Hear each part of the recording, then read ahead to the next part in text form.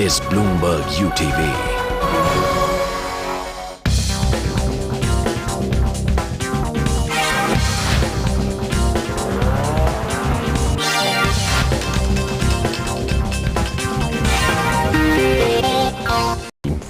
Hello and a very warm welcome to a fresh episode of Smart Money. As always, it's a pretty packed show and we're starting things off by looking at the stock space. Add into your portfolio in the mid-cap space, but now let's meet Abhay Jain. He should know something about stocks. Hi. 27 years of age, a derivatives analyst, and you're looking at setting up your own consultancy firms in the next 3 years or so. Yeah, I've been working since 5 years in the equity stock market, and I started loving it, so I made it my profession and plan to start something on my own. And of course, to look at his portfolio, we have Sumeet Vaid joining us, certified financial planner. Thanks for making the time to speak to us over here and look at Abhay's portfolio. Thanks, Vikram, for getting me on this show. This show is more special to me, especially advising an investment consultant on relevance of financial planning. It really makes my day.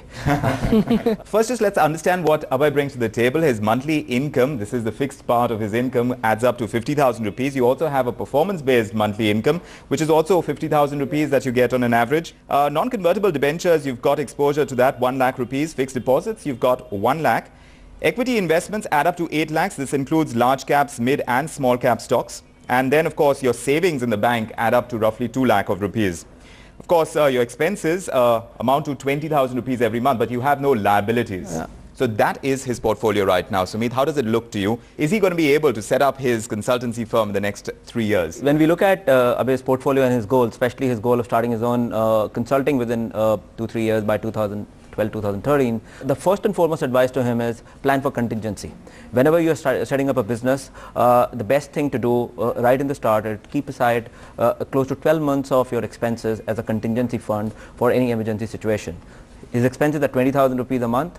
12 months into that is close to 2,40,000 rupees he needs to keep aside for contingency. All right. What else does he need to do? Now, when we drill down to his goal of starting up his own practice by 2012-2013, his expectation is that he needs to have 10 lakh rupees to start off that business.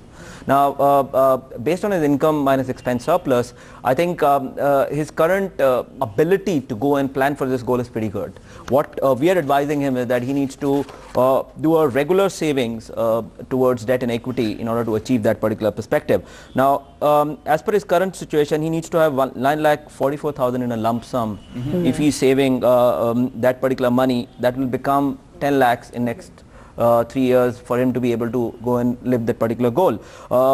If he doesn't want to do that, our advice to him is to go into a systematic investment plan and do a regular saving. Right. And that's where if he does a SIP of 29,600 in a moderately conservative portfolio with equity and debt funds in the ratio of 20 into equity and 80 into debt, because his goal is near term, I think he'll be home. Right. So an SIP seems like the disciplined approach to be working towards your goal. Yeah. Do you think that's something that would work for you? I think so. Equity is the best asset class. Over a period of 5 years, it gives you the best return compared to any asset class. So I think that makes sense. What about insurance? Because I'm not seeing insurance at all in his portfolio. Yeah, he doesn't have insurance at all, and which is not advisable. Is there a reason for this? No, I was actually, just happened not to do any insurance, but I'm planning to do something between life and health insurance. So just getting confused which one to go for, either life insurance or health insurance. Right. Till 27, he doesn't have insurance yet. So you have to help him figure this one out. That's true. And in fact, that's a challenge which we are seeing in repeatedly young Indians. We ignore insurance till the time it really comes on to us in a big way. Especially to Abhay, our advice will be go in for a life insurance cover separately and health insurance cover separately. Okay. So start the SIP and put that money aside as far as your term insurance is concerned, and then you're all set. You don't even need to cut down on your expenses. 27 years old, he's young, he's not married. He can afford the lifestyle that he has currently. That's great. It's sounding very good. But what about retirement planning as well? Because that's something he needs to work towards. As soon as this goal is achieved, he needs to start planning for retirement. Even right now would be a good time, wouldn't you say? That's right, Vikram. I'm really envious of Abhay's position. I think I wish I was in that position. Young guy, he understands market. If we do retirement planning at this current juncture, his retirement year should be 2042. That's where his retirement really starts. And at that point of time, with current lifestyle which he's leading, he'll need 2,40,71,000 rupees. That sounds a big amount of money. Yeah. But when you do an analysis of this, that's where the beauty comes out. What he needs to do, just save 4,900 rupees in systematic investment plan in an aggressive portfolio with 80% in equity, 20% in debt. And that's where I just want to emphasize one more thing out here to all of you and our viewers, that power of SIP. If you go back and see in last decade, which has been pretty volatile decade for our country and market, SIP has generated a CAGR, which is compounded annual return, of close to 34% for last 10 years.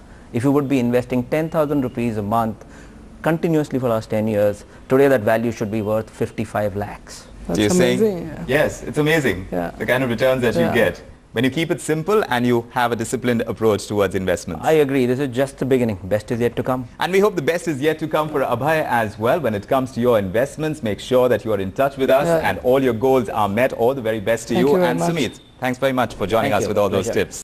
Well, that's about all we could pack into this episode of Smart Money. If you have questions in your mind, send them across to us. Our email ID is smartmoney@bloombergutv.com. You can also SMS us. Number is 59995. It's a wrap on this episode of Smart Money. Remember, every Wednesday we throw the lines open on Smart Money on Call, so you can join us, get all your personal finance issues sorted by the experts. Until we see you next time, keep saving, keep investing. Bye-bye.